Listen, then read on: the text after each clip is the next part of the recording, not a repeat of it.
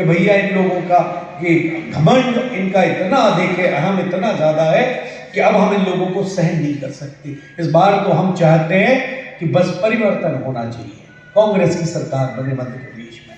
ये स्थिति थी, पूरे कर्मचारियों ने कांग्रेस को वोट दिया। आखिरी में लोग कह रहे, जनता कह रही कि ये हो क्या गया, ये हो क्या गया। जनता खामोश है, लोकतंत्र की हत्या हो रही है, और लोकतंत्र की हत्या करने वाले जो लोग हैं वो हम लोग सब जानते हैं।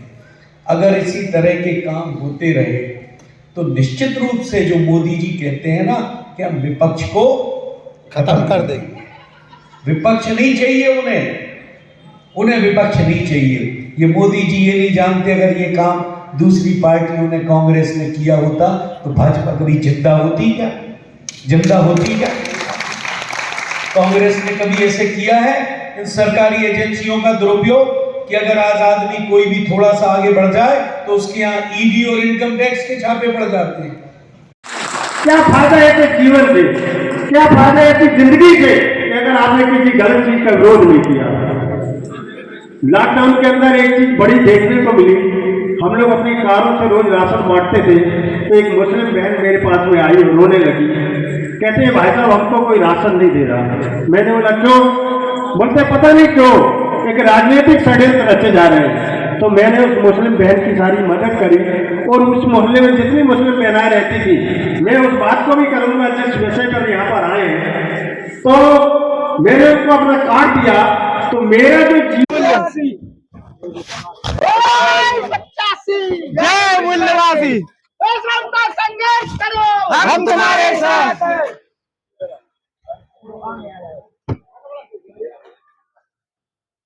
मूल्यवासी का नारा है, भारत देश हमारा है। 400 पार। अब ईवीएम रहेगा तो 500 पार कहो ना भाई, 400 पार काय के लिए कह रहे हैं? 543 है, आपको 544 जीतेंगे कहो। 43 नहीं, आपको 544 जीतेंगे कहो। क्या दिक्कत है? कहने को क्या लगता है?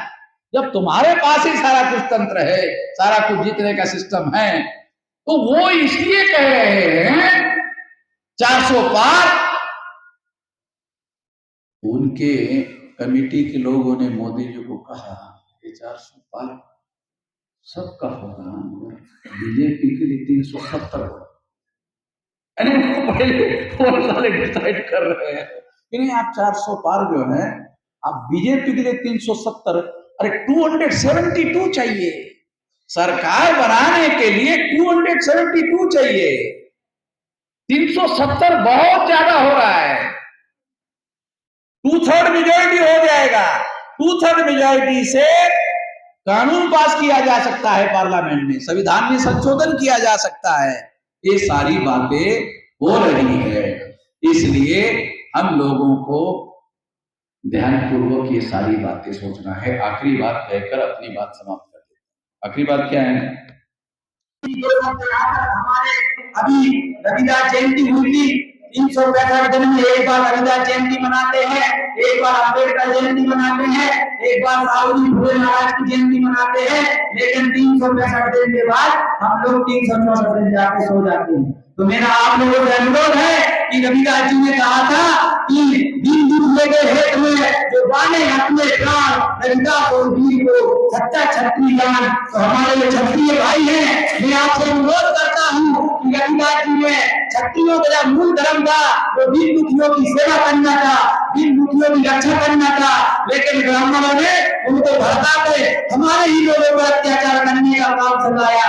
आप लोग ये बात जन जन तक रविदास जी की पहुंचाएंगे, इसी आशा विश्वास के साथ हम मेहराम साहब के लिए जन निर्माण निधि सौंपने के लिए हमारे सारे कार्यकर्ताओं से अनुरोध करते हैं कि वो आए और साहब को 9,550 रुपए जन निर्माण निधि सौंपे। धन्यवाद।